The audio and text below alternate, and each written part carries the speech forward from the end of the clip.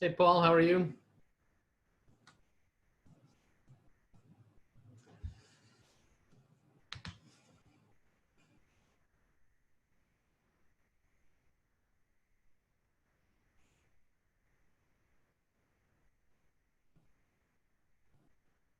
How you doing, Paul? I think I've got you muted here. I'm going to unmute you. I'm doing chipper. There you go. You're doing chipper. So are you a Yeah, fisherman? You got quite a bunch of fish behind your head there. Are you a fisherman? yeah, I am. I love to freshwater fish, salmon and trout actually. And I used to live in Seattle many years ago, so we did a few fly-in trips for silvers in August up to Alaska, southeastern Alaska. Nice. So that was great. You know, they Where drop do you you go off around here? and you pray. You pray they come back. The plane Yeah, comes and picks you up. That was in the exactly. days before real technology. Yeah. I like to go up to the Catskills, actually, do some trout fishing and up in the Adirondacks. Do you fish? I don't really. Mhm. I did more as a kid, but I haven't Yeah, really, you know. it's time intensive. Yeah, but you know what? It's enjoyable. It's nice to just be out in nature and Yes, all that, right? it's meditative. Yeah, absolutely. You know, I have a couple friends who are big fly fishermen and they tie their own Mhm. flies and all that sort of stuff. And Oh, it's that's really, intense. it's, Yeah, yeah, it's I'm almost more like, of a spin cast guy with the bail, little yeah, MEP spinners, and the old worm and bobber. yeah, yeah, I hear you. Hey, Monica, how are you? We'll give a couple minutes here for folks to jump in. Here comes Fernanda. Hey, how are you? I am well. How are That's you? awesome. I'm great. Thanks for asking. Good, good, good, good.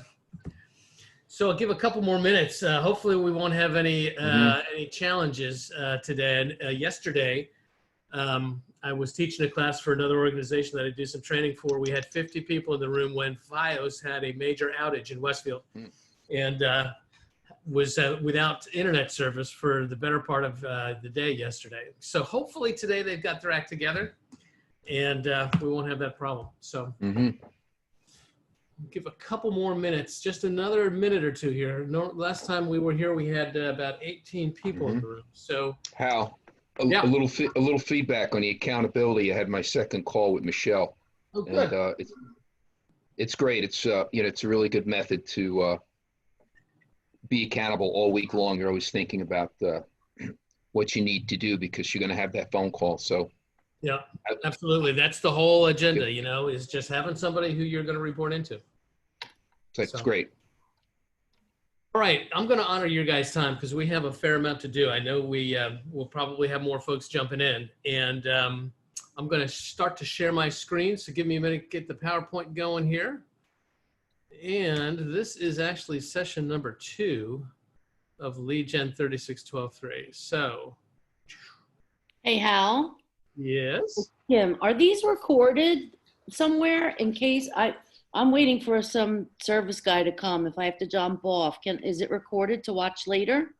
It actually is. And what we're doing right now, excuse me, is I record these and then I park them, or I give them actually to people to put up on the Bergen County Partners Facebook, YouTube channel. That's where it would be. Okay, great. All right. Got that. Thank you. You're welcome. So can you guys all see my screen here? The lead generation 36123? Okay, good. Small enough group, I'm not going to mute you guys, so let's stay unmuted if you can. If more folks jump on and we have to kind of mute you, we'll do that. But this is actually a very interesting session, I think, because this is an exercise-heavy session. There's a lot of different things that we're going to do today. And this is really largely about defining your value proposition and kind of positioning your business the right way. A couple ground rules that we've touched on before with this class: be on time, keep yourself muted. I'm going to skip right through these. I think we've got those down. What we're going to talk about today is your personal validity and how do you find what I'm calling your tribe, right? This is really about finding your target audience and then positioning yourself in a very purposeful way to be the realtor of choice for them and really grow your business. Gary Keller, and I'm going to open up another window here, so stick with me for a second because this is from the handouts. Hopefully you can see the Gary Keller page. Can you see that now? Okay. So here's what Gary says, and it's interesting because I found this comes up a lot. Gary says, what happens to agents who get into real estate, but they feel like they can't really take any action sometimes until they get their business cards. And he says, I'm telling you, they literally would not do anything until they had their business cards in their hands because they didn't think that they were valid business people without having business cards. That never ceased to surprise and amaze me. It's never the business card that makes you valid real estate professional. Validity is nothing more than the feeling at your core that you're very good and confident about who you are and communicating that value to potential customers. Validity is the customer believing and trusting their business to you.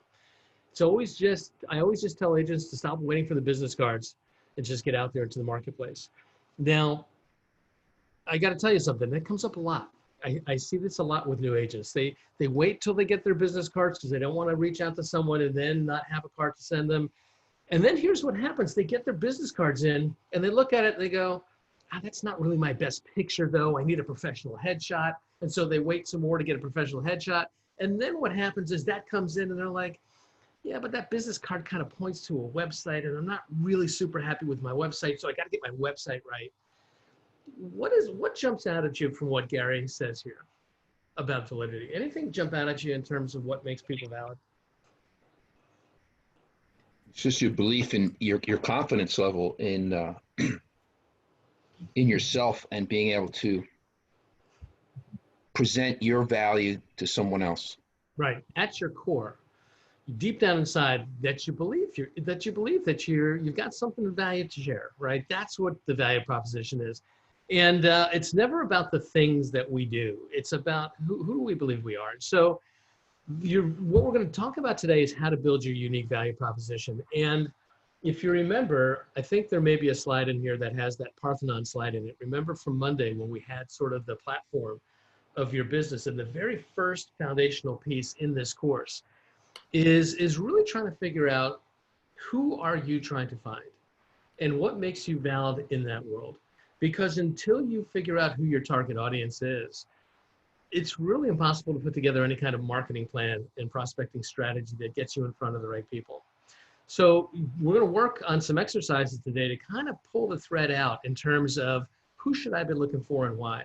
And, personal validity, we're going to talk about sort of how you see yourself, how you describe yourself. We're going to do an exercise in terms of how you think other people perceive you.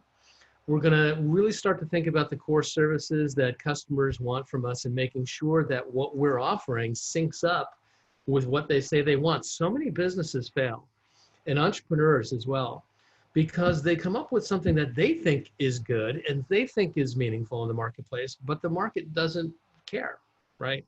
We've got to make sure that the services that we offer that are unique and valuable are valuable in the eyes of the consumer, not just in ours. And so we'll talk a little bit about that.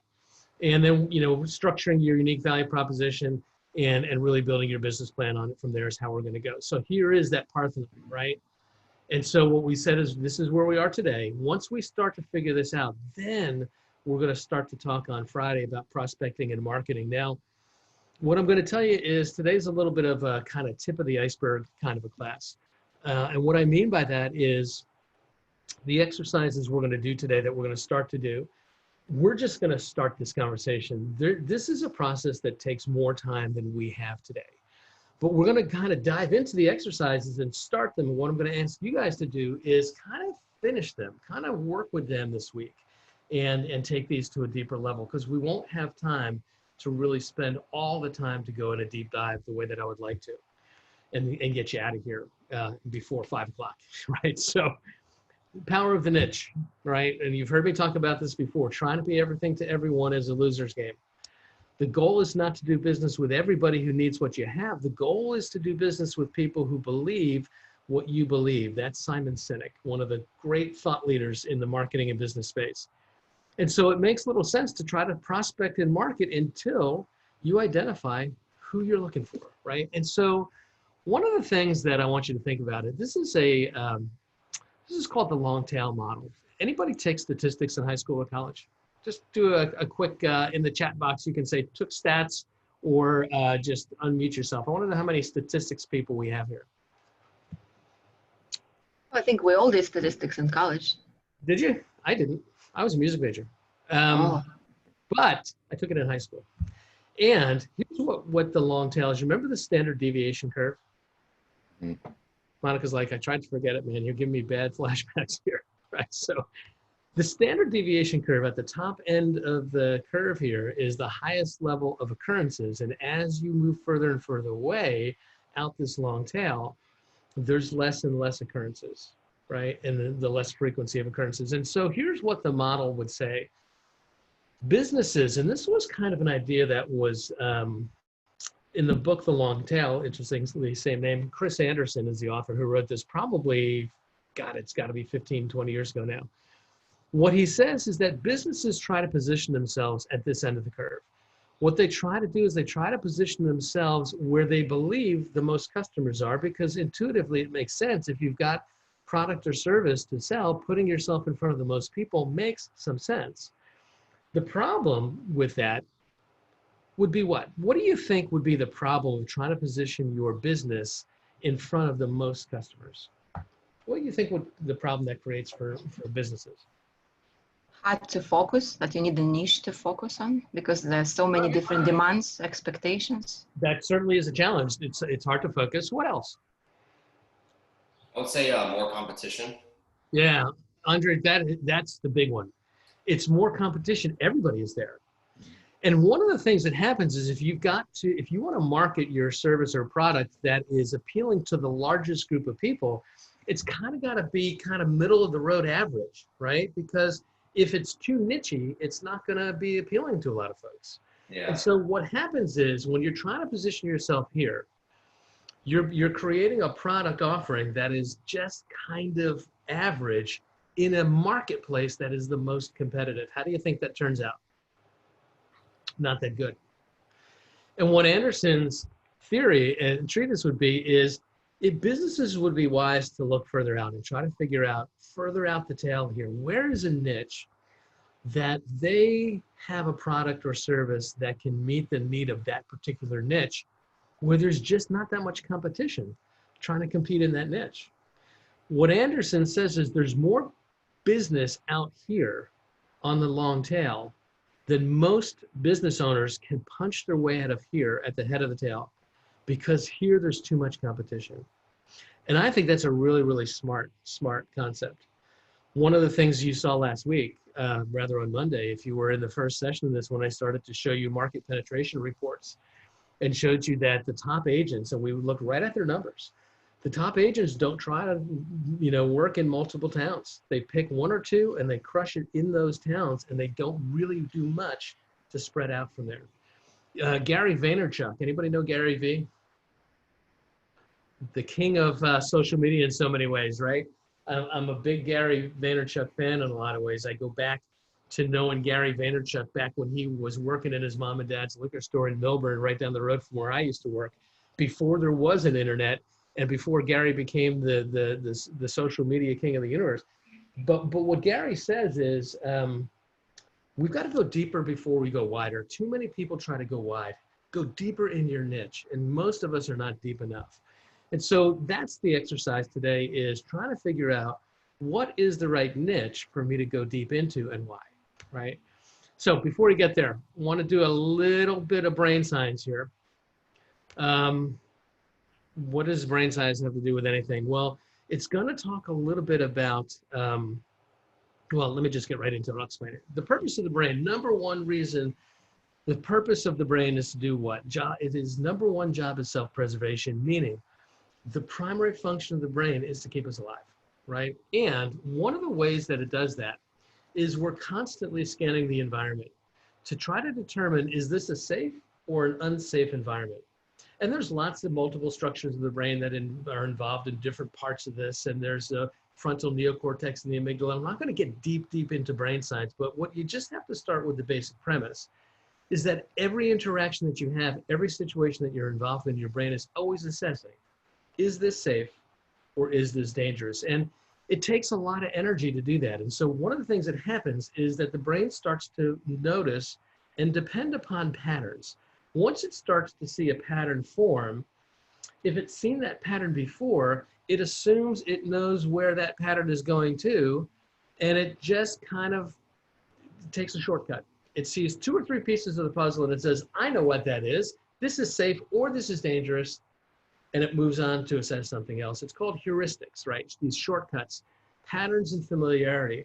And they lead to biases, right? They lead to biases. And God knows in these last few weeks, there's been so much unrest in this country and around the world that's born in human biases, right? And I'm not going to go there today.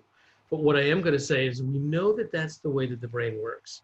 And so here's what happens is that familiarity feels safer. If I've seen something before, if I'm experienced with it before, it feels safer than something that's foreign and seems different. That's just the way the biology of your brain is wired to work, right? And there's this interesting phenomenon that the more you see something, not only do you become familiar with it, but there's actually a tipping point where you begin to develop a preference for it, right? And that's a notion in social psychology that we call the mereexposure effect. By merely being exposed to something enough times, not only do you become more comfortable with it, but you actually develop a preference for it. That's the basis of what marketing is about, right? Marketing is about repeated exposure, repeated exposure, repeated exposure. So at some point, there's going to be a tipping point, and you're going to prefer my product over someone else because you've seen it so much. It feels so familiar, right? So there's 2 things that we're trying to leverage here. And we're stepping off on Friday into marketing and prospecting, but there's 2 things that we're trying to leverage. We're trying to leverage repetition so that we can trigger this familiarity effect, right? And we're trying to create repetition inside of an audience that feels like we've got something in common so that we can leverage the similarity effect. That's the 2 things that we're going to try to put together. And that's why finding your tribe is so important, right? You know, the reality is, and I think you know this already, we've probably talked about it before, people just don't inherently like salespeople. Did you notice that? They don't inherently like realtors. They think that we are pushy. They think that we are self-serving. If you look at the Harris polls and the Harris studies that ranks professions, and they rank these professions in terms of prestige and what professions do they admire, what professions don't they admire. Ironically enough, well, who do you think is the very bottom? Who do you think the least respected profession of all is? It is a sales profession. Which one do you think it is? Anybody? I hope not a realtor. Not realtors. Car salesman? What's that? Car salesman? Very specific kind of car. What kind of car salesman would it be? Used sales car? There you go, a used car salesman. That is the least respected profession in these studies. And it's funny, every time I talk about that, I did this class a number of years ago, and I remember one of the women in the class her husband was in charge of, like, you know, used cars, or basically what do they call them? Pre-owned cars for a luxury brand. And she says, that's just so unfair. But the truth is, realtors aren't that much higher. You know, historically, we've been sort of 3rd from the bottom, 7th from the bottom. There was a period of time 2 or 3 years ago when there was one profession that dislodged used car salesmen for the least respected profession in the country. I hate to say this out loud, but it was actually a United States congressperson. Being a member of Congress was seen as less honorable than being a used car salesman a number of years ago. Now, that I'm not even going to go there. That has changed somewhat. They're up a little bit higher. Which profession, just out of curiosity, do you think is the most revered? The most prestigious? Doctor? Well, the most respected. That's the one. That's the word we're looking for. Perhaps medical professional, doctor? Well, it's not doctor. Take another shot. Somebody else. You're in the right ballpark. Are you excluding surgeons? I'm not excluding surgeons. It's not surgeons. Actually, the most respected profession is nurses. Nursing, yeah. Nursing. I think that's really an interesting, and believe me, they have earned it, like healthcare and all that stuff. But the point of the matter is this. We know that people have biases. It's just the way that the brain works. And one of the biases that's out there is people that are in sales and real estate agents are not particularly honorable. They're not particularly trustworthy. They're not particularly skilled. And that's just a pattern that people have seen enough times that that bias exists. And it creates a lot of resistance for us to overcome. And one of the easiest ways to overcome the resistance is to trigger these strategies of the familiarity bias, to trigger these strategies of the similarity bias. Because if people feel like they know us, if people feel like they're familiar with us, and they see us enough, that resistance that says, I don't trust salespeople, but I do trust this one because I seem to know something about him. And I seem to, there's a preference that I'm starting to develop. There's a guy, and many of you all know who I'm talking about, Big Rob, on every billboard and train and bus in New Jersey. Rob sells houses NJ, right? We all know who we're talking about. He is everywhere. Now, I don't know what kind of budget Rob has, but I can tell you, I know his strategy. His strategy is if you see him enough times, you're just going to start to develop a preference, right? So that's the science behind some of this. That's the science about why are we trying to position our business through repetition, specifically in front of people that feel familiar with us. Now, what I'm really clearly not saying here, please don't hear me say that you should only work with people who are like you. That's not what I'm saying, because that's not true. What I am saying, though, is that people who have something in common with you are going to feel less resistant of you naturally. And to the extent that you can leverage that, it just makes your business easier, right? It just makes your business easier to leverage that. That's not to say don't work with people who are different. It's just to say that if you can try to figure out who do I have in common with and try to market to those folks specifically, it makes your business easier. There's a chat in the chat box that says, friend, and I usually say that he might spend his commission in advertising. He is everywhere. Isn't he everywhere? I don't know exactly what he spends, but I do know one of his lenders, and I talked to one of his lenders a while back. At that time, he was on 180 billboards alone. And these billboards cost thousands of dollars to be on. So anyway, that's interesting. Personal validity, let's get started. What makes you valid?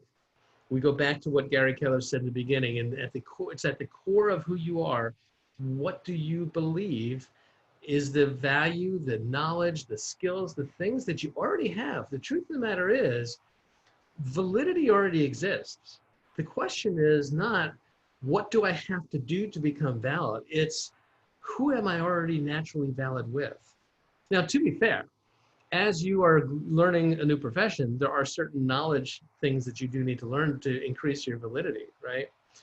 But the thing of the matter is that you already are valid. It's just a matter of figuring out who are you valid to. So there's two sources of personal validity that we're going to explore today. The way that you see yourself and the way that others see you. We're going to play with this a little bit. And we're going to do some exercises. No matter what your story is, you're already uniquely qualified to serve a very specific customer. Our job is to try to figure out who is that customer and where would they be? Who is your tribe and how would I find them? And so the three-part process we're going to explore today is examining your own background, examining your experiences, and then trying to take a look at the places where you already have competence and find a way to make that real estate relevant. What does that mean? Well, let me give you an example. How many of you, just unmute yourself or put it in chat, how many of you are doing real estate as your very first job out of school? Anybody? Or did anybody have another job before real estate? I had another job. What did you do, Joe? I worked in construction management. Okay. Paul, I know that you were in another profession as well, medical sales, right? Let me unmute myself. Yes, I was working for some of the largest corporations in pharmaceutical industry for probably about 20 years in hospital sales. Yeah, we've all done something else. And the thing is, the other things that we've done, we've developed certain skills and we've developed competencies. Our job is to try to figure out, what do I already know how to do and how to do it well that I feel confident in, and try to find a way to make that thing real estate relevant. It's funny, sometimes I talk to parents who have stepped out of the workforce for a while and are coming back in, and many times to raise a family. You know, I'll give you an example of conversations that I've had again and again and again with people who've been stay-at-home moms. And I remember one in particular with a woman who had a really good job on Wall Street. And she stayed home to raise her family. She was out of the workforce, the maybe 12 years or so. And now she was getting back in, and she was saying, you know, I feel like I don't have any skills. I feel like all my skills atrophied. And I started to talk to her for a minute, and I said, well, let's take a look at what you've been doing and the skills that you have. And she says, I haven't been doing anything. All I've been doing is staying at home raising my kids. Okay, let's talk about that. Anybody have kids? Anybody a parent with kids? I do. Okay, so I have kids too. if you're a stay-at-home mom, let's just start to think about some of the skills that you'd have to master. Let's start with organizational skills. Do you have to have good organizational skills to be effective as a stay-at-home parent? Sure, you have to have good time management. Oh my God, you got to get this one to this, baseball practice at 3 o'clock, this one to a trumpet lesson at 3:30, and all that stuff. Is there a way that organizational and time management skills have relevance in the real estate space? Sure they do. Absolutely they do. So much of what we do in terms of project management and seeing a listing from beginning to end has to do with our ability to execute a plan and have great organizational skills. How about negotiating skills? Do you have to have good negotiating skills to be a stay-at-home mom? Come on. Best, What do you think? best ever. Oh my God, my mother had to have hostage negotiation skills because I was forever locking my brother somewhere, And so the bottom line is, you have all these different things that you're competent in. Competence doesn't come from outside. Competence is already there. What we've got to figure out is, what am I already competent in? And how do I find a way to make that relevant to my audience, right? And then think about who would be the ones who would benefit the most from that, right? So before we get started, I want to share just a couple of things though, because I want to get back to this notion of what do people want? We're going to unpack this at a deeper level in a few minutes, but just real generally, real quickly, if you look at surveys of buyers and sellers from the National Association of Realtors, I'm seeing all these wonderful careers that people have in the chat box now that I've moved my chat box up on the screen. Here's the thing. What do people want from us, right? What buyers think is important in terms of the qualities that they look for in someone that they're going to hire. Honesty and integrity, number one. Knowing the purchase process, knowledgeable about the process, number two. Responsiveness, tied. Knowledge of the real estate market. Communication skills, negotiation skills, people skills, knowing the local area. Interestingly enough, knowing the local area, hyper-local skills for buyers doesn't seem on these surveys to rank as high as it does in so many other surveys. However, the point of the matter is, the thing that really matters the most is, who are you? Are you a person of honesty and integrity, right? Are you someone who's knowledgeable about the process? Let's take a look at what sellers say is the most important for them. Oh, wait, before I do that, I thought it was instructive. This comes from the National Association of Realtors survey of buyers and sellers. And I am going to try to see if I can put it up in the chat box. Stick with me for a second, because I may be able to put this into the chat box. See, there it is, 2019 National Association of Buyers and Sellers. Download that when it's done loading up. Take a look at that. There's 168 pages of survey here that I think are really useful for agents to understand. But what buyers tell us what they want, and they tell us how they found us. I just thought it was instructive to take a look at how they found us. 41% of the buyers found the agent that they hired through a referral from a friend, neighbor, or relative. 12% was previously used them.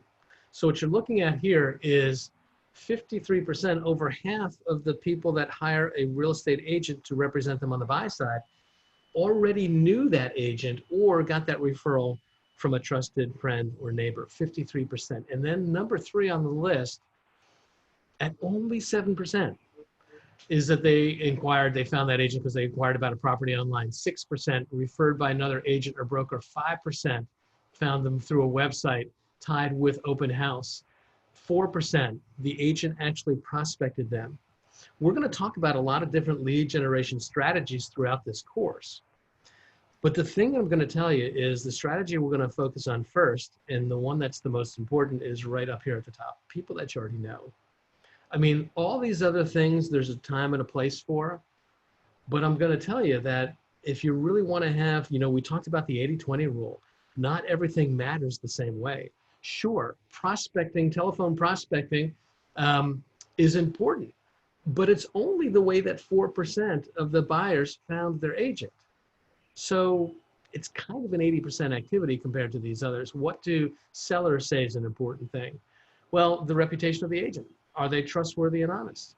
You know, is the agent a friend or family member? That came up in the survey. I'm going to hire you because you're my family member. And it's not too much easily that you can do to overcome that one. There are some ways to overcome that, but it's a little challenging, right? Is the person a good listener and caring? You know, it's important. We want to be good and we want to be caring, but it's, for so many consumers, they see that as a baseline. That's just the point of entry. It shouldn't be a differentiating factor in your value proposition to say, I'm a good listener and I'm caring. If you're not a good listener and you're not caring, you're not even in the door. Only 5% felt that that was an important differentiator, right?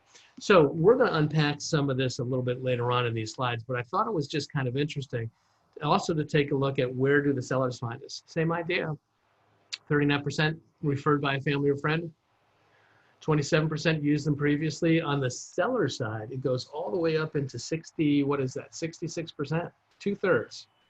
Two-thirds of sellers hired an agent who they already knew or was referred by a friend. Are all these other lead generation strategies important? Yes, they're just not as important as your own sphere and your own database, right? So last thing I thought I'd share with you, and then we'll move on. How many agents did an average seller interview before they hired one? 75% of the sellers only interviewed one agent, just one. Why do you think that is? Why do you think that is, that 75% of the sellers only interviewed one agent? Well, if they interviewed someone and they liked them enough and they didn't find any alarming signs, I guess they feel that it's good enough. They assume that we're all the same. That, well, you know, there is something to be said for that, but I think one of the challenges is if you assume that they're all the same, there's not a knockout clause. The reason here is it's the personal validity. If you were referred to me by a friend who I like and trust, and there was nothing that I saw that was a fatal flaw, then I'm probably going to use you. And it's not just because I think that you're all the same, but because someone who I admire and I trust spoke for you, advocated for you, right?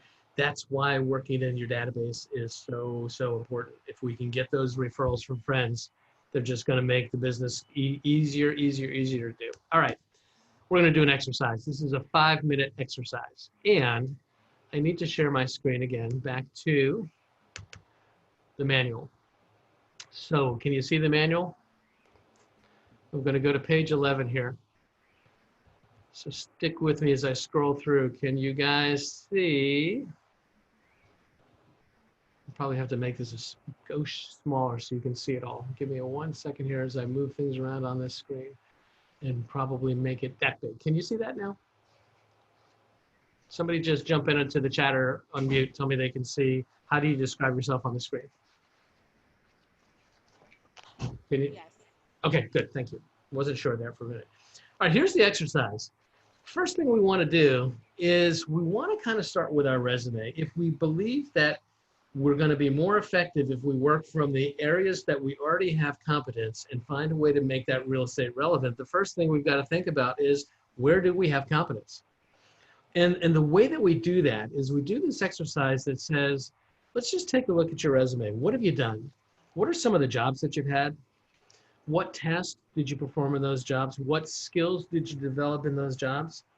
And they don't always have to be just paid jobs. They could be unpaid jobs as well. They could be volunteer jobs. But what have you done and what skills have you developed through those things, right? The next question, who's been influential in your life? You know, there's a saying that says that your life is sort of the product of the 5 people that you spend the most time with. And I think there's a lot of truth to who you surround yourself with sort of sets the trajectory of where your life goes. And so who has been influential in your life? What did you learn from them? What experiences have you had that have been influential in your life, and what did you learn from those things? What kinds of specialized knowledge do you have, unique talents? And this can be anything. You know, do you speak different languages? Do you know how to play an instrument? Are you particularly gifted in sports? What skills do you have unique talents in that we can start to think about how we might leverage, right? And playing the trombone may not necessarily get you real estate business. The thing that we want to think about is this: what are the qualities that you have that allowed you to be persistent enough to develop those skills that we can carry into the real estate space? And then finally, what attitudes and beliefs do you hold? So this is just a starting point. I'm just going to share with you a couple of things in terms of my business to give you a way to think about this. And we're going to take about 5 minutes. I'm going to ask you guys to just start to take some notes on some of these things. When I did this kind of an exercise, and I didn't have this exercise specifically, because I wasn't with Keller Williams when I first started. But one of the exercises that I did when I first got started is I took inventory on what kind of jobs did I have? What kind of experiences was I involved in? Because I was trying to figure out, who am I looking for? And as I did that, what I found is I had a lot of jobs that came out of the social service space and the nonprofit space. I had a lot of experience around working with families on a myriad of issues. I had a lot of involvement in youth programs and programs that were designed to give kids an opportunity to get involved in sports and the kids an opportunity to do volunteering things. And what started to emerge when I looked at where I spent my time as an employee, where I spent my time as a volunteer, where I even donated my dollars as charities, right? You know, coming out of the nonprofit world, one of the things that we used to say in fundraising all the time is, if you want to know what people believe, just take a look at where they donate their money. That will tell you a lot about what they value. But this exercise for me, when I started to do it and I started to see this pattern, it was families, communities that had, you know, a lifestyle that gave people an opportunity to get involved in recreational activities, all that sort of stuff. And what I determined for me was my ideal client was not the first-time buyer, was not the downsizer. My ideal client was a family with kids at home who were looking to create a lifestyle experience in their home and in their community that provided those kinds of opportunities. That's kind of who I started to be thinking, who I was looking for. And it changed the way I thought about my presentation, right? That's where this exercise is going. You follow what I'm asking you here? I just want to, before we get going, I want to just check in with you and make sure that you understand what I'm asking you to start to explore here. Right now, it's just a list. All the things that you've done, the skills that you've developed, and right now it's just kind of getting it all out so we can take a look at it. You follow what we're talking about? Okay, I'm going to give you guys 5 minutes. And what I'm going to do is I'm just going to close, my video for a second, go get some more water. I'm going to give you 5 minutes. I'm going to leave this up on the screen for you guys just to kind of wrestle with these topics. All right? All right, I'll be back in a few.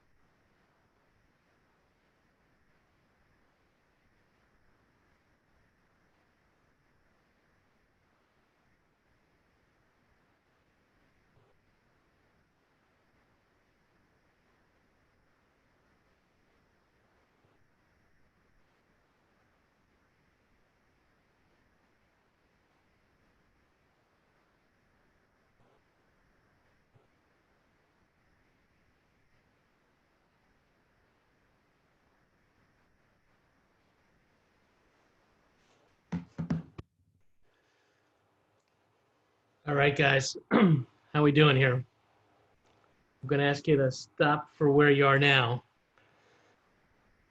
Here's what I want you to do now. Take a look at what you've written so far, okay? And I just want you to read, there's not a right or wrong here. I just want you to take a look at what you've written so far. Just look at all the experiences and the things that you've done. And just take a look at it. I want you to go through, and as you're reading through it, I just want you to circle words that seem to pop out at you. They seem to stand out. They just go through what you've written and just look for any words that kind of pop out to you. You follow what I'm asking? Just put in the chat or give me a thumbs up if that's clear what you're looking for, right? I want you to just kind of go through what you've written and circle those words that just seem to pop out. I'm going to give you about another 2 or 3 minutes to do that.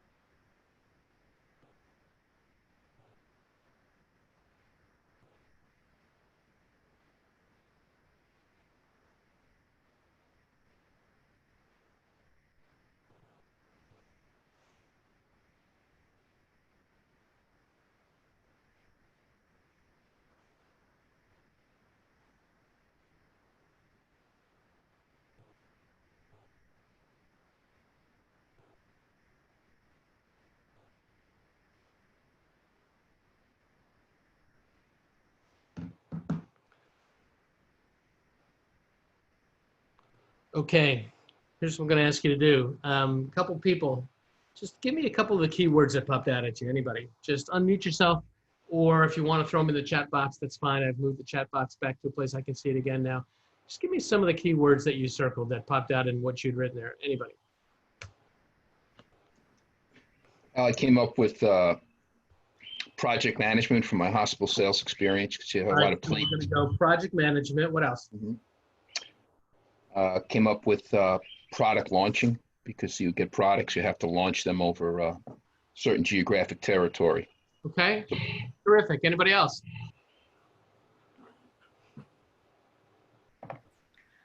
Anybody else? I came up with knowledge of buildings and construction from my construction experience, and also Knowledge divorce. of buildings. I'm just writing them down. Okay, what else? Divorce, because I tend to specialize on divorce clientele, because I've been through that and I know sort Okay. of how to handle it and how Okay. sensitive it can be. So here's the exercise. What I want you to do is, again, another 5 minutes here. We're moving quickly through these exercises. I'd love for you to take a little bit more time with them. But what I'd love for you to do is to think about what you've talked about, right? And how would you make it relevant to a real estate consumer? Now, for example, divorce. You know, it's probably not that divorce is specifically relevant for the real estate consumer. That may give you some inkling in terms of a particular client niche that you might be able to have something in common with, right? But I want you to take a look at the words that you use. I saw words like product launch and product management and knowledge of building, things like that.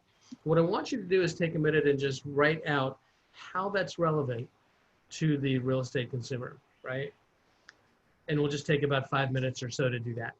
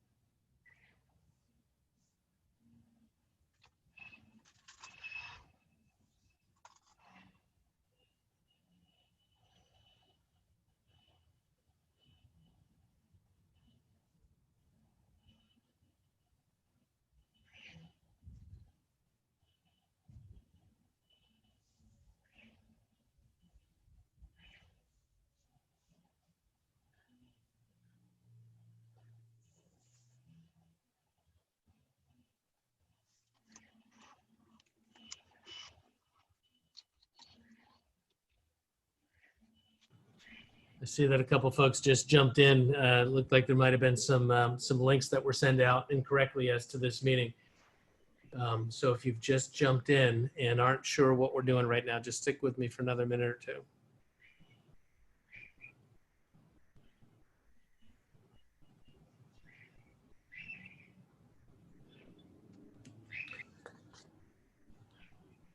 So the exercise here is, again, it's kind of pulling the thread, looking at what have I done? Where have I spent my time? What skills have I developed? What knowledge have I developed? And of the things that I've done, we're just kind of looking and seeing which of these elements seem to just pop out at you. And how do we make them relevant to a real estate consumer, right?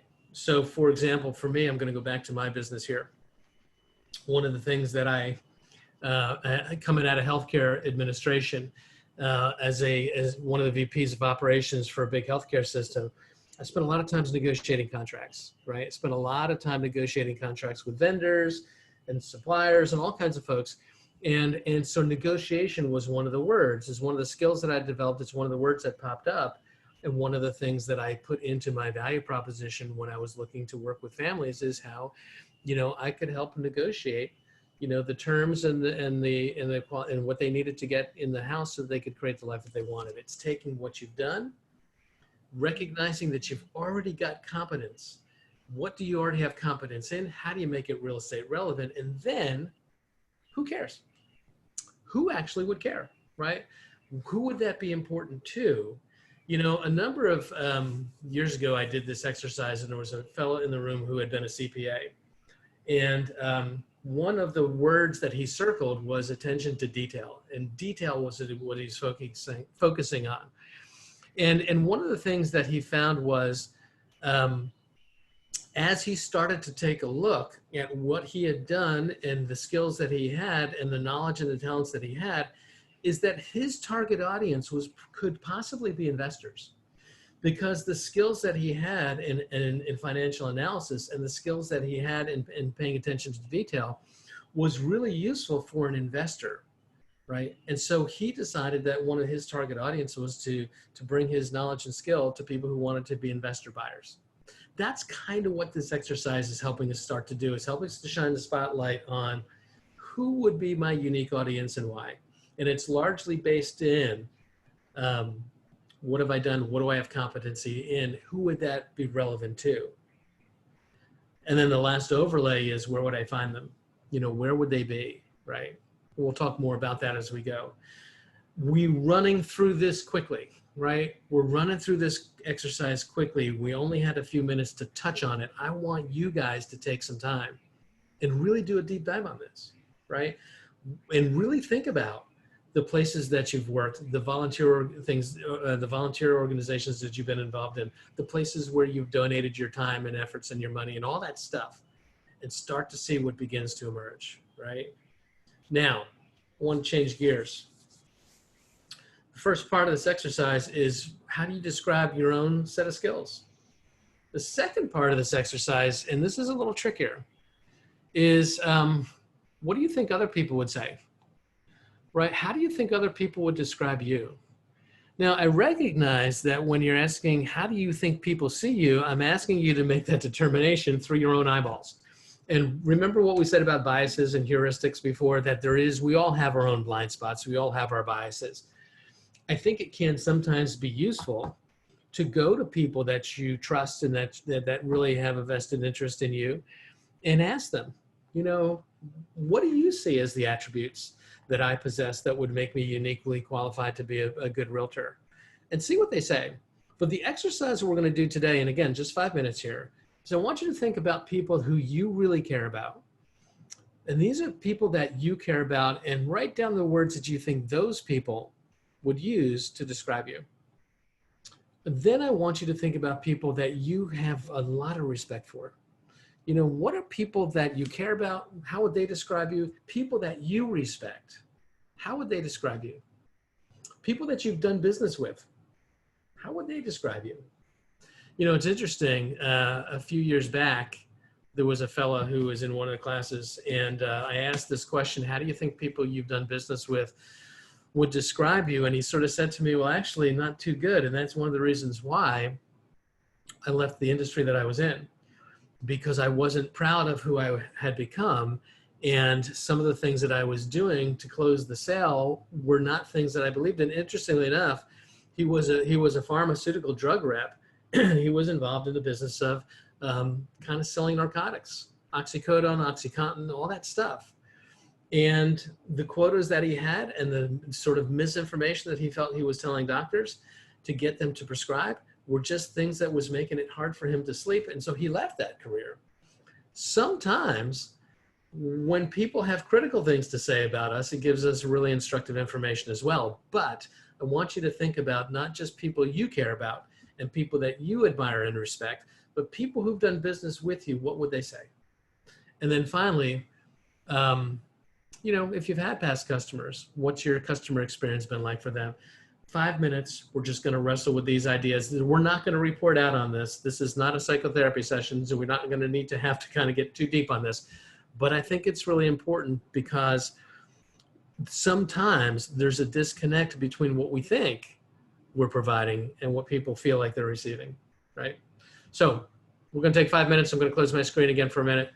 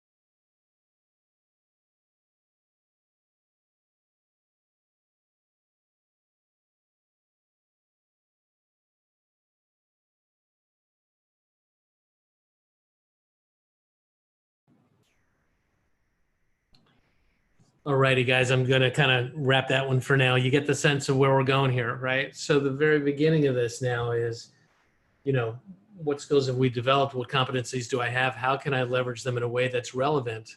Who would care about those things?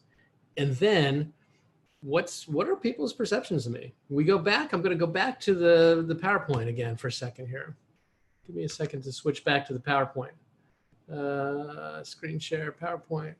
Somebody give me a thumbs up. Let me know that you can see the PowerPoint again. Remember in those early slides, when we started to take a look at what matters to buyers and sellers, what are they looking for, right? Reputation, honesty, trustworthiness, right? What are the characteristics that buyers and sellers are looking for? Honesty, responsiveness. Are those the things that people would say if we asked them to describe us? If not, What do we need to do? What will we need to change to kind of show up more like that? One of the things, this exercise is biased because I'm asking you to make these assessments of what you think other people would say. I think it would be really useful, maybe even to conduct a survey. Now, how would you do that? Well, for starters, I would probably ask you to probably make it an anonymous survey. I think sometimes if people don't have to put their names attached to feedback, they're sometimes more comfortable giving feedback. But I think sometimes just like a MailChimp survey, right, where you could just give people, what's the online survey tool that they give you? There's a free account. You can get up to 10 questions on it. I'm trying to think of what that is. It'll come to me in a minute. But my point is, if we can kind of ask the people that matter to us and the people that respect to give us feedback and to tell us what qualities do they think that we have that would make us effective in our role as realtors, or what areas do they think we could work on to make us more effective as a realtor, I think that feedback could be really useful. Okay. That said, we're going to move on to part 3 here. It's 12 o'clock. We are going till 12:30. This is a 90-minute one, just so that you know. Most of our classes are 60 minutes, but this one is 90. Positioning. Let's talk about the service that we provide, right? Again, so many businesses struggle because they create a widget that they think is really cool. It's just that the market doesn't see the value in the widget. And it's really hard sometimes to be the next startup that is so unique that people just didn't even know that they needed it. You know, I think Zoom is one of those. I don't think people realized how much they needed Zoom until 90 days ago. But it's hard to be the creator of the next Zoom. It's hard to be the creator of the next, Uber that people didn't realize, or Instacart that people didn't realize how much they needed it until they had it.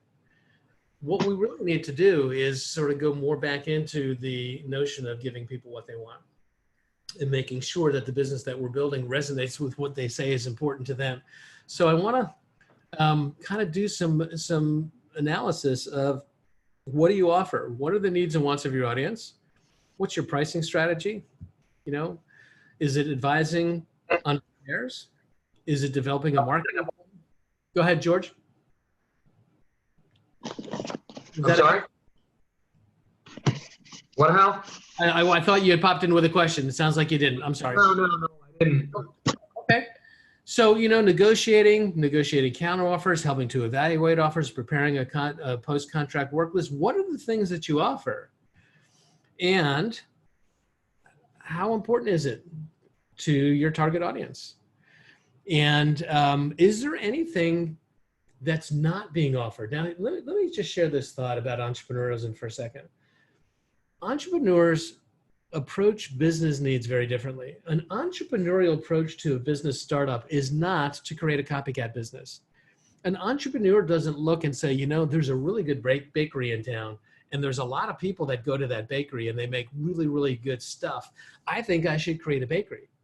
What an entrepreneur says is, what is the need that the consumer has that they can't get met well in the marketplace today? And how can I create a way to fill that void? That's the way entrepreneurs think.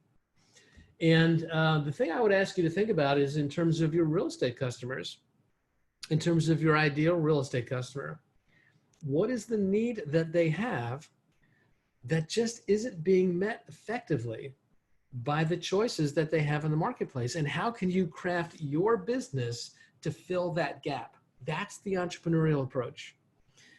And what it really means is that you kind of know your audience. What it really means is that you resonate with your audience, that you understand your audience. That's why targeting your audience is so critical. My experience around this would lead me to believe that for most of us, the gap in services has to do with not having a deep enough knowledge of the hyper-local market. The gap in service probably has to do with not having really high-level consulting skills and really being able to help guide people through a decision-making process where they can evaluate and prioritize what's important for them and why.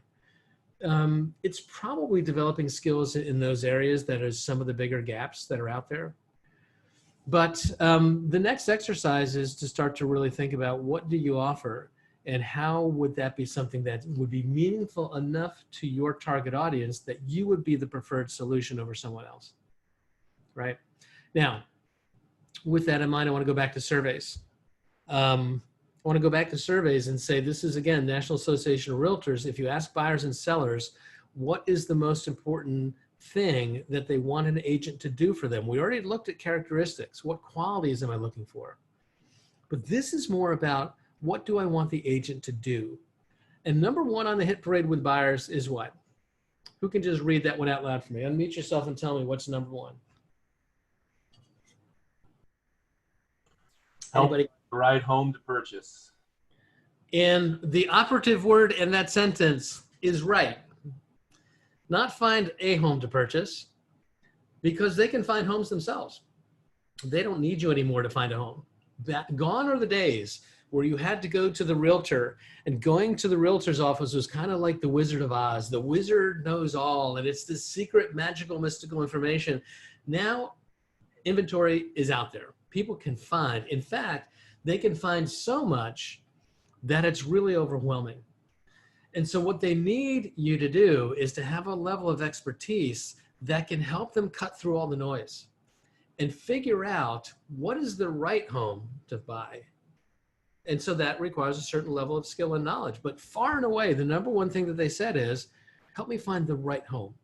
The second thing, interestingly enough, was help me negotiate the terms of the sale. That actually came in just a skosh ahead of the price. Helping me negotiate the terms, making sure that I can get the house on my terms was the second most important thing. Negotiating price, helping with the paperwork, determining what comps we're selling for. Guys, we're in single digits here now. Far and away, help me find the right home, develop the expertise to help me figure out, is this going to create the life experience for my family that I want in this community? All that hyper-local knowledge is so critical, right? I showed you a slide before when I asked what did they value in an agent, and knowledge of the community was further down on that list. And this is where I think it got distorted. Finding the right home has everything to do with knowing not just the inventory, but the community to make sure that it's a good fit, right? But anyway, if you go down through here, helping arrange financing, only 3%, helping teach the buyer about the neighborhood, only 1%, helping me, this is what buyers say they want, right? Now let's look at sellers. Let's look at buyer benefits. What are the benefits that buyers said that they got by working with an agent? Helping understand the process was ranked as one of the most important benefits that they received. Helping to point out unnoticed features and faults with the property. Number two, and it was just about tied, what buyers expect of us. Not only that we know the inventory, airtights to help them determine which is the right home, but when we go see the home, they're expecting us to have a level of knowledge of the homes. Who said that they had knowledge of buildings? Was that you, Monica? Someone had said that earlier. What buyers expect is you're going to be able to point out things that they don't see. Now, you're not going above your pay grade. You're not an inspector. You're not a structural engineer. You're not being asked to sort of interpret what the impact of that is going to mean to them. But if you see evidence of mold or evidence of asbestos or evidence of knob and tube wiring or evidence of something that would be a problem, or you start to notice cracks in the foundation, or you start to see signs of water penetration, as a licensee, the consumers are expecting that you have that level of knowledge of your product, that you're going to know what you're looking at and that you're going to at least point it out. And if you're not knowledgeable enough in that area yet, where would you go to find out? Where would you learn those things? Because it's really important to buyers that finding unnoticed features and property faults is something that they're counting on us for. Negotiating better contract terms, providing a list of providers, home inspectors, et cetera, having access to our referral base, improving the knowledge of areas, negotiating price, shortening the home search, providing a list of mortgage lenders, right? This is what buyers say were the things that were the most beneficial to them. This is what they tell us they want. This is what they say the benefits are. As we're thinking about what we do, we would be smart to make sure that our offerings line up with these things. Let's look at sellers. What do sellers want? Help me market the home. Help me get it sold within a specific time frame. Help me price it correctly. Pricing it correctly has everything to do with getting it sold in a specific timeline. If you really want to take a long time to sell the home, price it wrong, right? Help me to find a way to fix up the home so that I can get even more money. And that's a really interesting question that realtors are being asked to answer for sellers all the time. And the challenge with that is because the time frame between when that repair is done and when the house sells, it's back into the 80-20 rule. Some things that can be low cost can bring big returns, and some things that can be high cost don't bring as much return as you think. For example, kitchen remodeling. You know, you'd be lucky for every dollar you spent on remodeling a kitchen, you would be lucky to get 50 cents back or 60 cents back in increased value. In the short term, that's not always a smartest investment. But things like paint and things like refinishing floors and things like replacing carpet, those things can add a lot of value and don't have huge price tags, right? Knowing what's what is important there. If you wanted to get some insight around that, I'd encourage you to Google National Home Remodelers Association, and they have a research report that comes out every year. It's cost to value, they call it. So the Google search should probably be National Home Remodelers Association cost to value report, and they start to break out in terms of all geographic regions in the country. What would this project cost to do, and what would you likely see as a return at resale? And it's just useful knowledge to have, right?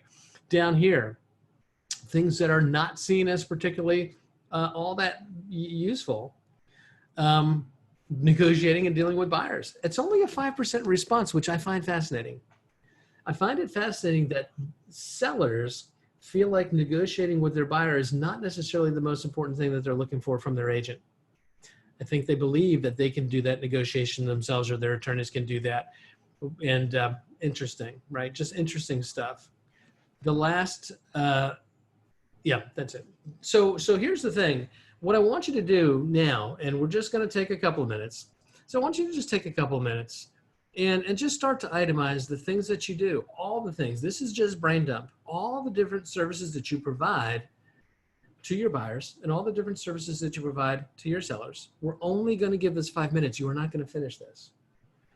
But I want you to start to think about, are the things that I believe are valuable the same kinds of things that those research studies said that consumers thought were valuable? If not, how would we change our offerings, right? So just take about 5 minutes on this, and I'm just going to close my mic here and let you guys think about all the different things that you do and just dump it out on paper. Okay? I'll be back in a minute.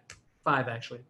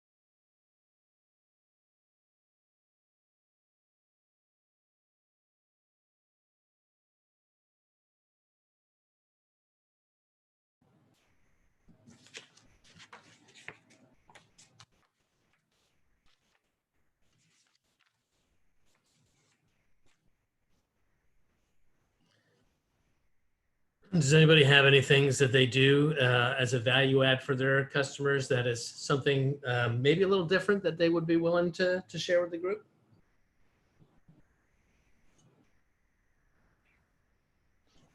I've had a few projects, Hal. I've owned two families, and my dad was really good in construction. It wasn't his main vocation, but I have all his old tools now. So I think I'm going to work that into my value proposition.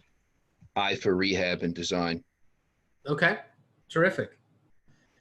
You know, again, just to give you a frame of reference in terms of how I'm thinking about this and how I'd like you to think about this is we'll go back to the slide that said what sellers or buyers actually felt were important. Where is it here? Just give me a second to get back to this slide. Notice faults with the property, right? Pointed out unnoticed features and faults with the property. One of the things that I found working with the buyers that I was working with, again, looking for people who were trying to buy a home in a community to create a great family lifestyle, their expectation was that I was going to know enough about the product that if I saw something that I would point it out. I do know some things about home and home design. I come from a family of contractors. I'm not talented in that way in any means. My dad was a shop teacher. My brother's a contractor, but to some extent, I know what I'm looking at. I don't know how to fix it. I have to pay people to do that, but I know what I see. But here's the thing. What I wanted to do is I wanted to double down on that and said, look, if this is important to buyers, not just what is in front of it, am I able to point out what I see when I'm physically there? What I chose to do for my buyers is if you were really keyed in on a house that you wanted to put an offer on, I was going to then go to the town and pull all the town property records and see if there were any surprises or anything that would come back to find us later that could create a problem. What was I looking for? I was looking for open permits. I was looking for evidence of things that we saw in the house that would have required a permit and no history of a permit being pulled.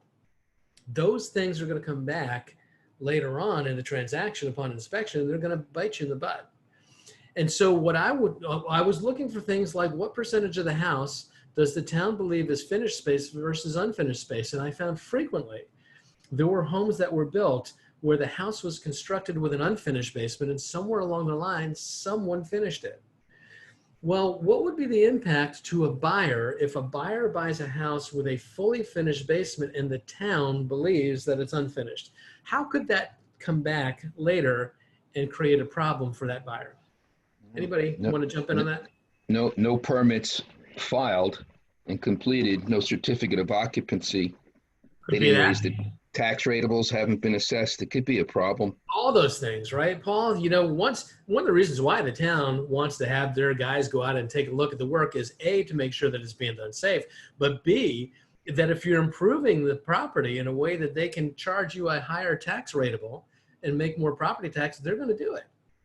And so what happens is if you have a house with a fully finished basement, but the town thinks it's unfinished, at some point, they're going to reassess and they're going to recognize that this is now a finished basement and your taxes are going to go up. And that's a problem. So it's not just what problems do I see when I'm going through the house. I'm going to go pull all the property records, and before we write our offer, we're going to look and see, is there anything that we see in these records that would indicate that there's a problem coming? Because I don't want you to get under contract and negotiate a purchase price when, if this problem materializes down the road, perhaps the house isn't as valuable to you, right? I'm not doing that for everybody. That's a level of service that I provided for buyers who had a signed buyer's agency agreement. Because if you don't have a signed buyer's agency agreement, I don't have the bandwidth to provide that level of service. There's two levels of service that I provided. I had client level service and customer level services. Everyone was treated fairly. Everybody was treated honestly. And there were certain things that I was willing to do for customers. But if you're a client and you've committed to me through a signed buyer's agency agreement, there's a different menu of services that we operate from. You know, membership has its privileges. And what I found was if I could create things that were valuable enough to a buyer, they would be willing to sign the buyer's agency agreement, right? And I want you to think about in this way in your business, What are the unique things that you can do that would be unique enough and valuable enough to your clients that they would choose you over the other options in the field? There's a question here that says, can you give us the name of the National Remodelers Association again? Okay, it's the National Remodelers Association, I believe. You know what I'm going to do is, maybe it's Home Remodelers Association, but if you just do a Google search in that way, you're going to find it. And the report that you're looking for is the cost to value report. That's the report you're going to look for. And when I've looked for it in the past, Juliet, I searched National Remodelers cost to value report, and then I use the word PDF. And I can usually get a copy of it in PDF form that I can quickly download, right? If you have problems with that or challenges with that, just jump in on one of the office hours later this week and we'll search for it together, okay? Thank you. Let's keep moving here. It's 20 after 12. I want to keep going here. What do sellers say that they want the most, right? We talked about that. What do you offer? We've done that exercise. Now, here's the thing that we want to do. We want to start to tie all this together. We want to take the unique details, the service and the benefits that we provide, and we're going to string them all together into a package that says, when you work with me, this is what I do. This is why it's important. This is what I believe is the value for you. And we're going to start to craft that together into our value proposition. And what we're looking for here is something that's unique. Now, just because of the virtue of the fact that you are delivering these services, you are going to make it unique, because your unique experiences and your unique skills and your unique competencies are going to lead you to providing different kinds of services that are of value, right? But the game here is, and we're leading up to, how do we start to think about our marketing plan and our prospecting strategy? The game here is doing these kinds of exercises to really wrap our arms around, why would someone hire me? There are 9,000 members, I believe. Maybe it's higher. Actually, I think it's 16 in your board. I think there's 16,000 real estate agents in your board. That means that the competition at the head of that tail is fierce. There are so many people to choose from. Why choose you? Because someone had said it before. One of the reasons why they believe that they only interview one person is because they think that we're all the same. Well, there is, to some degree, the commoditization of real estate agents. When everything seems like it's the same, you become a commodity. And when everything seems like it's the same, the only differentiating factor is price. That's a dangerous game for us. If we don't have enough unique value, the only way we're going to be seen as valuable is by charging a consumer less, and that is a dangerous game for us. And there's plenty of people playing that game right now. There's plenty of discounters out there who are driving the message to say, look, all realtors are the same. They have a website, we have a website. They've got signs, we've got signs. They've got shiny postcards, we send shiny postcards. Everything that we do is all the same, but they want to charge you this, and I'm willing to do it for that. If we allow them to win that argument, it's going to be really hard to earn what you're worth. And one more thought about that in the last couple minutes here. What are you worth? Well, you're worth whatever the market will pay you.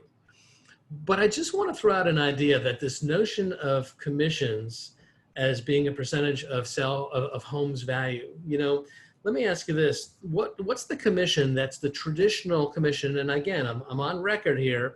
I'm recording this, so I'm going to drive the point home again. All commissions are negotiable. And yet, there is a number that's out there in the ether, that's out there in the universe in terms of what a real estate commission should be, quote unquote should.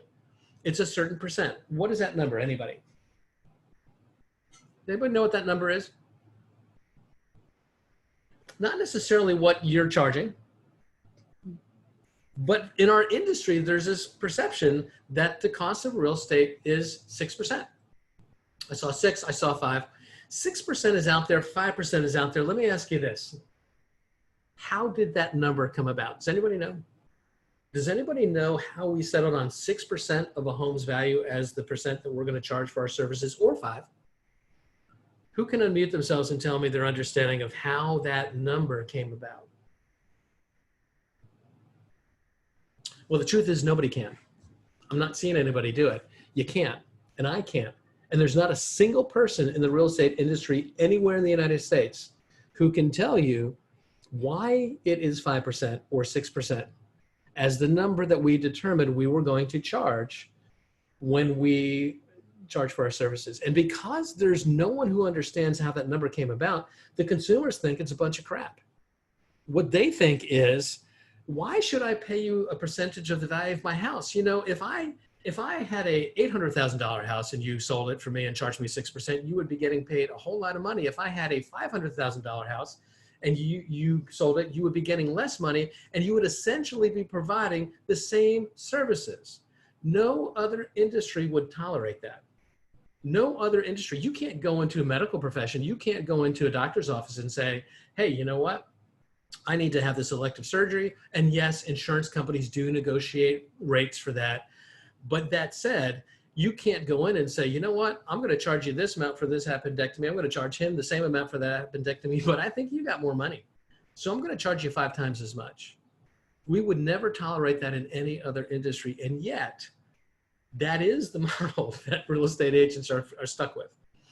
There has been for a long time, a lot of desire to start to uncouple our fee from the value of someone's home. And there's been a lot of resistance for that from our own industry.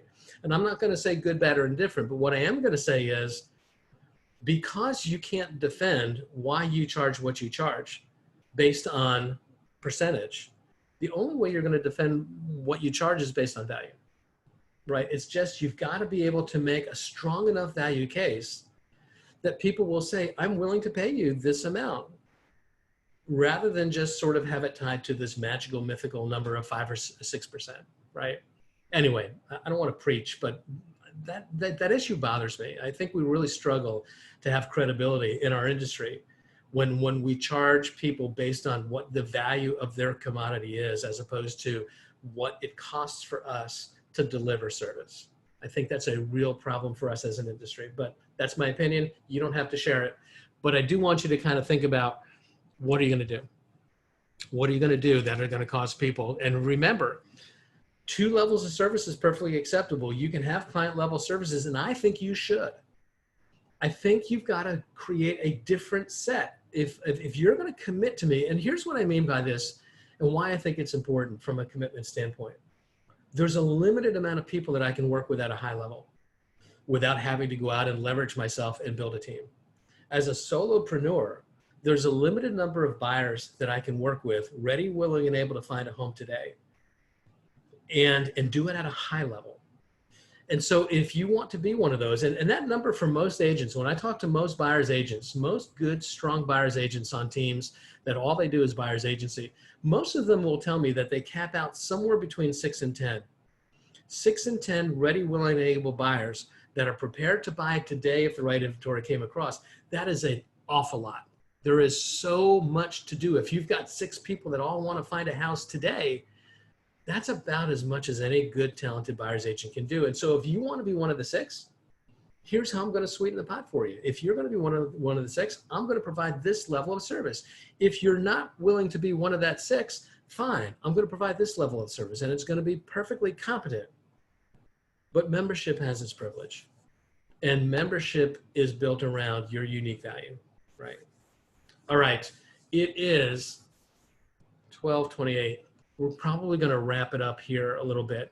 I said today we were just going to, this is the tip of the iceberg class. This is the class that many times leaves people walking out feeling more confused than when they walked in because of the nature of these questions. And that's an okay place to be right now, because the goal here is just to continue to ask these questions. What have I done? What competence do I have? Recognize that competence comes from within. Gary Keller said it so well. At the end of the day, validity has to do with feeling at your core that you're competent. And all of us already are.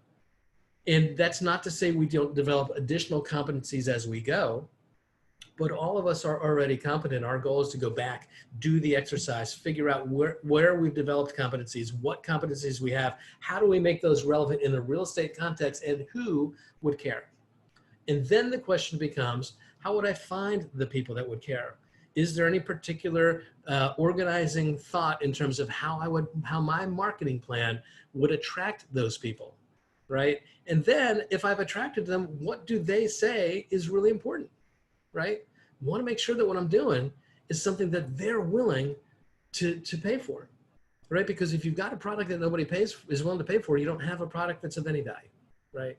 Entrepreneurs don't start the question by saying, what is somebody else doing that I can copy? Entrepreneurs start the questioning by saying, what is the gap that my unique audience experiences when they try to get services provided in the real estate space? And how can I fill that gap in a way that no one else can? That's the magic combination, right? And it's not an answer you're going to develop in a 90-minute class, but it's the questions, the process that we wrestle with again and again and again as we evolve as professionals to start to make sure that we're staying relevant, right? That we're staying relevant in the marketplace. So continue to wrestle with this. Continue to wrestle with this week. Continue to wrestle with this next week. Continue to wrestle with these questions throughout your career. But this is where we step off from and then move on Friday into, okay, now that I have a little bit of a picture of who I'm looking for and what I think I do that would be valuable to them, how am I going to tell that story? How am I going to tell that story in my marketing? How am I going to tell that story and let my prospecting put me in the right audience to tell that story? But how am I going to tell that story? And I do use the term storytelling. I am a huge fan of Dave Miller. Dave Miller, who is an author, actually a novelist turned business consultant. And his book is called Story Brand. Story Brand is telling the story brand or something like that. I have it on my Kindle. I'll look it up for next time. But what Donald Miller says, is that we're storytellers. Human beings are storytellers. Communication throughout history has been told through story format. And if you think about a great story, how does story narrative go? There's a certain formula for how great stories unfold. There's a person, and we'll call that person the hero. And the hero is going through life, and then a problem emerges, a conflict, a crisis comes up, and there's tension. How am I going to fix this? What am I going to do? And in many great stories, a guide shows up, right? Think in Star Wars, the guide was who? There's all different guides in Star Wars, right? So Yoda was a guide at one point. You know, all the different guides showed up. Think about the Harry Potter stories, right? Who is the guide that shows up that guides Harry into figuring out how are you going to solve this problem? And the whole story, the whole movie is kind of this dance back and forth between the hero and the guide to try to resolve the crisis that's in front of them. And then it builds up to a final climactic scene, and hopefully the good guy wins. We love stories where the good guy wins, right? And what Donald Miller talks about is what businesses need to do is recognize that they are not the hero of the story. Businesses spend too much time and energy trying to position themselves as the hero. You're not the hero. Your client is the hero. Your job is to figure out how do you become a trusted guide so that the hero can emerge victorious and be the hero of their own life and their own challenges. Our job is to figure out how do we tell the story of how we position ourselves as guides. And where we're going to go on Friday is to start to think about marketing and prospecting technique and strategy that allows us to tell that story in a way that our target audience recognizes us as the guide who can solve their problems in a unique and powerful way and chooses us over the 16,000 other choices that are out there, right? That's where we're going next. So with that said, we're over time a little bit. Give me any couple ahas or any takeaways from today. Just unmute yourself or throw it in the chat box. I want to just kind of hear where your head is today because it's probably swimming a little bit. Hal, your point of, proposition. What's that? go ahead. Julia, go ahead, Julia. No worries. Just yes, differentiate yourself from everyone else. Don't be thrown in that bucket of we're all the same. Competition is, we are not commodities. And the truth of the matter is, so many realtors are. So many realtors really aren't differentiating themselves in any meaningful way, right? What were you going to say, Paul? Yeah, that's the whole crux of it. I mean, identifying, what the requirements of the client is and meeting them. So you have to figure out, what your features are from what you said. What are your experiences, what you bring, I mean, if you had a client who was recently divorced and it wasn't that amicable and there's money involved and who's going to move where, if you have that experience, that's a great benefit. You've identified that. So you're standing out. So anything like that, you have to identify because like you say, there's. And here's what's fascinating, Paul. Client needs are so fluid. I mean, just think about what's happened in this crisis of the pandemic. What clients need from us is radically different than what they needed from us in February, right? And so it has to be fluid as well, but it has to be unique and it has to be something that they perceive as valuable. So I hope there was some value in this class today, that there was some things that you're thinking about. Continue to wrestle with this, right? This is not done. What we were hoping to do today was the tip of the iceberg class, to start to ask the series of questions that'll get you thinking about the right things. And if you think about the right things, you know, it's really all about asking great questions. The right questions will lead you to the right solutions, right? Anyway, we're going to be done for now. I will see you guys again on Friday, right? Friday, 11 o'clock. All right? Have a good one, guys. Have a great day. We'll talk to y'all soon. Thank you, Thank you. Hal. Well, Thank you, it's Hal. good to see you all.